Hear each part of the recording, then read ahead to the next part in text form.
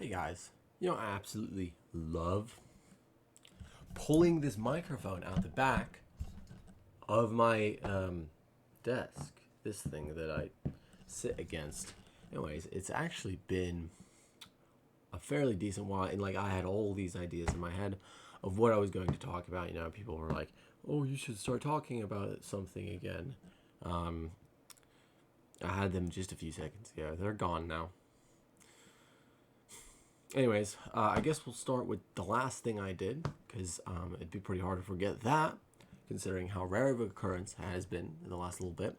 I bathed. I bathed myself. Now, I will admit, it's not. Yeah. I already said that, but it hasn't been happening. I think I've been in a little bit of a depressive episode recently, actually. Anyways, oh, I remember what I was gonna do. Okay, hold on. Video is restarting right now. Okay, pretend you didn't see anything. Okay, 3, 2, 1, go. Hey guys, welcome back to another Minecraft video. Today we're going to be playing the amazing Minecraft Hypixel game mode OP Duels.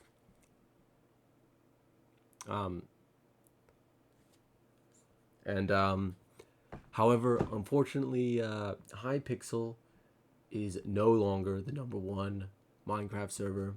I know, it's very sad. And so I'm going to put a commemoration of all the good moments I've had in the duels community right here on screen. You're going to see a lot of screenshots, a lot of amazing achievements I've done in duels. It was a wonderful community.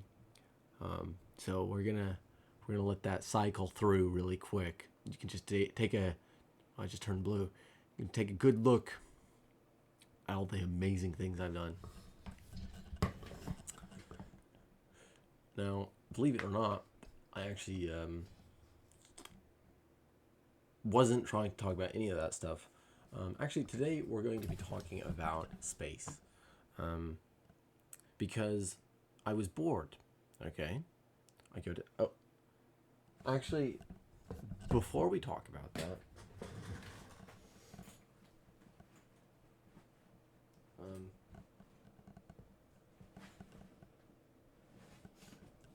this is a camera.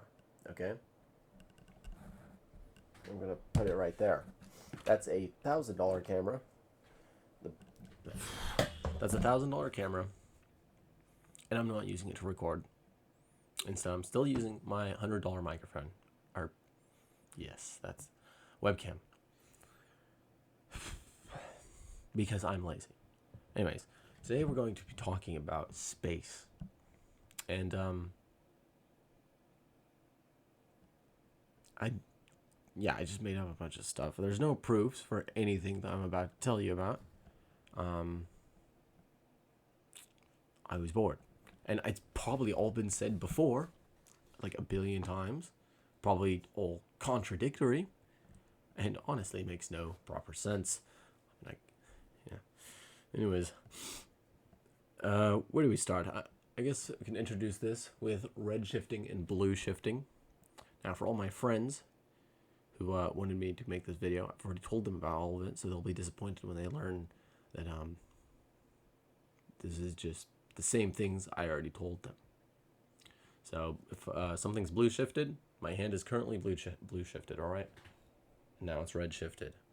Now, it's not discernible by the human eye, but I think if you're going like light speed or something, it can actually become apparent or something. I don't know. Anyway, out of the billions of galaxies that we can, find in the sky using telescopes and stuff. Telescopes might not be the right word. I don't remember.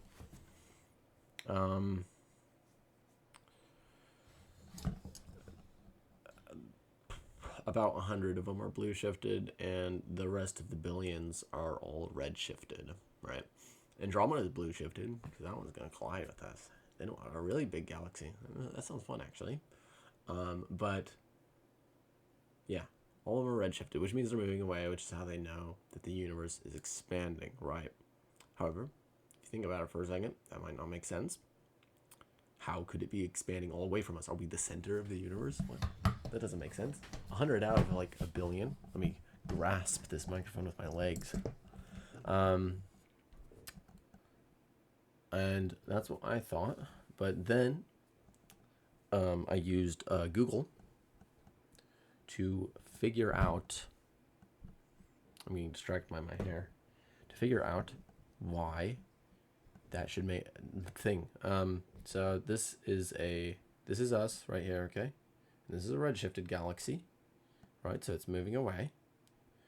So we're there, seeing it. If we move ourselves over here, the galaxy is still redshifted, actually, okay? It's still moving away because space is expanding at every point. Every point of space is expanding. Now, this expansion can be overcome by even a little bit of gravity, you know? Even like, obviously, galaxies aren't getting torn apart or anything. Even galaxy clusters, not necessarily. But there's a lot of space in between those. And so those are moving. The space is increasing. I don't know if it's... who knows the exact specifics of how it works, why it's happening, whatever. And then the other thing, I think it's an equation like the Schwarzschild equation or something. I don't know. It has something to do with black holes. Is the other thing I need to tell is that I think if you're excluding dark matter and dark energy, which should work fine with my understanding of formula of my ideas, which we haven't gotten to yet. If you take it, when a black hole when it's like bigger, it's less dense. Yeah. So if it's much smaller, it's much more dense. So some of the supermassive black holes, I think, they're about as dense as Earth's atmosphere. Okay. They're supermassive. They're very large. Like maybe 1,000 suns or something like that. I don't know. But they're not very dense. And this formula can continue. Okay. And if you stretch it out to the size of the observable universe, which doesn't quite add up because that's just our vision, but, it's expanding from every point, so whatever. And I think you have to exclude dark matter and dark energy maybe in this. I'm not sure. The black hole that is the size of the universe will have about the same density of the universe, right? Now, I'm not saying we're inside a black hole, but I think it does say that black holes are very similar. And the reason I brought this up is that when we talk about the things that I made up, like, in a few hours, the very impressive stuff, guys. When we talk about it, I want you to imagine the universe as a black hole. And when I say black hole or I say the universe, you need to imagine it as the same thing. I'm not saying they're the same thing, but it's easier to imagine it because you need to imagine the universe as basically an object, right, that can be entered and exited. Obviously, you're not just flying to the edge of a universe. I'd imagine in a black hole, you can't just, we're in, I can just fly to the event horizon and get out, right? It's not like it's a ball that you can just go to the exit. You need to make some, maybe, a white hole or whatever. I don't care about that part.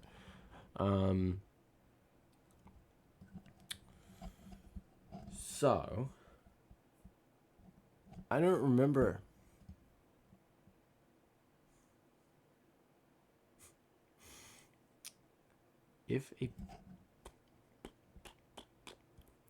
So thingies are flying apart. Black hole. He's sitting there, and the universe is sitting there. So, man, I should have made a script. That would have made this easier. What if I actually edit for once? I don't want to edit though.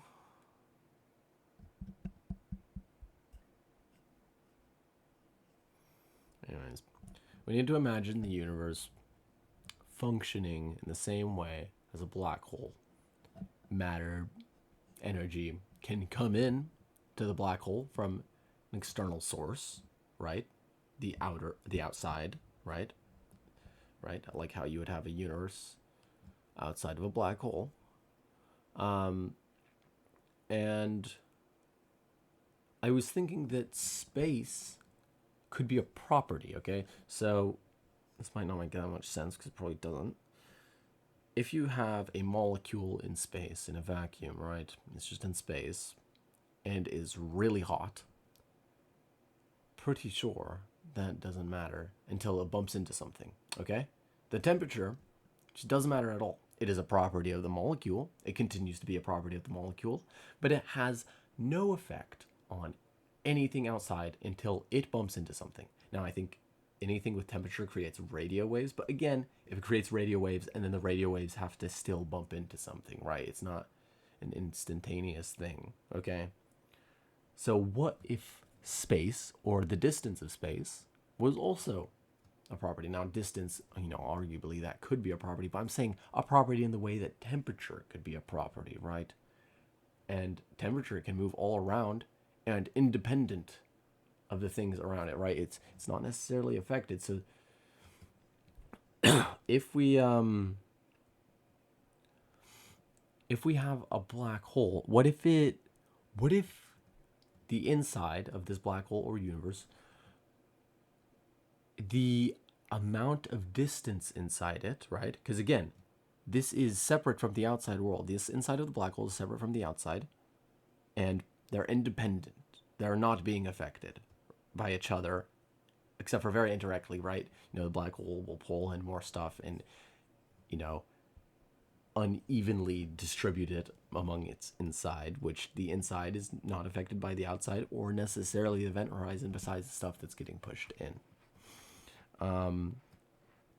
And so the space, the amount of space, is determined by the matter, but also the density of the matter, like how close the matter is together or how spread apart the matter is. So if the matter is very spread through the space, very evenly spread, then this will actually be one of the smaller amounts of space, okay? We have less area that we could move. However, if we have the matter all pushed down into a very small area, you're going to have this massive amount of space all around it, maybe, but also very little, because what does it matter? I mean, it's empty space, so could it also be nothing? Could it be both at the same time? Right? And so you keep all this stuff slowly falls together, right? And I mean, that could be it. Stuff slowly falls together. The space in between it gets bigger because the matter is falling together. It's almost like balancing, right? It's almost like the matter is pushing that space out there, and so then it creates that, because stuff gets a little closer sometimes, right? And so if we push everything inside a black hole into that one center area,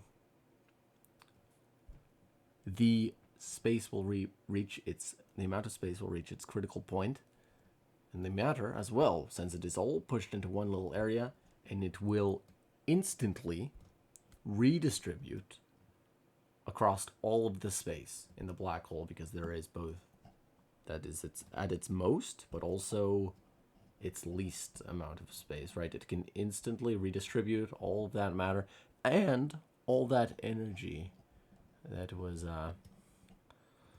spread, that was all hold there because everything was being held together really closely.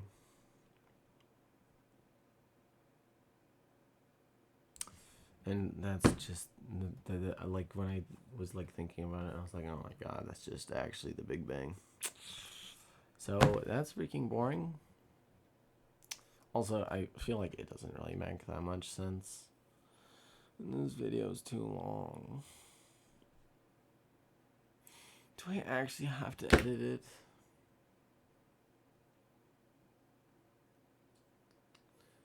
Hey guys, I went to Safeway recently. I got this, and I'm not. Oh, you can see it actually a little bit, but I'm not showing you the label. But you have to believe me. You might be able to understand if you can see through it. These are pretzel nuggets, and they're peanut butter filled. Okay, and it's actually a really good deal because that thing sat on my desk. I was eating it every once in a while. It makes you happy. It's like a very small form of, you just have a Lego set up in your closet, and you just see it every time you walk by. And you're like, oh, I'm so happy that I just have that, and so I could just eat those, and it was like less than $5. It's pretty good. And it just sat on my desk. I like to walk around and look at the price per ounce. It's kind of fun, and it's so weird too, cause like you got those Reese's Pieces box, like cardboard boxes, and then you have the bags, the plastic bags of the Reese's Pieces, and the cardboard boxes are more cost effective, which I like that. I'd rather eat out of a cardboard box, but why is with that? Why is the bigger bag more expensive per ounce? Isn't it supposed to be the other way? But honestly, those little cardboard boxes are pretty cost effective. I think the Safeway deal was like 2 of them for $3. Not bad. Not bad. Yeah. God, this video sucks.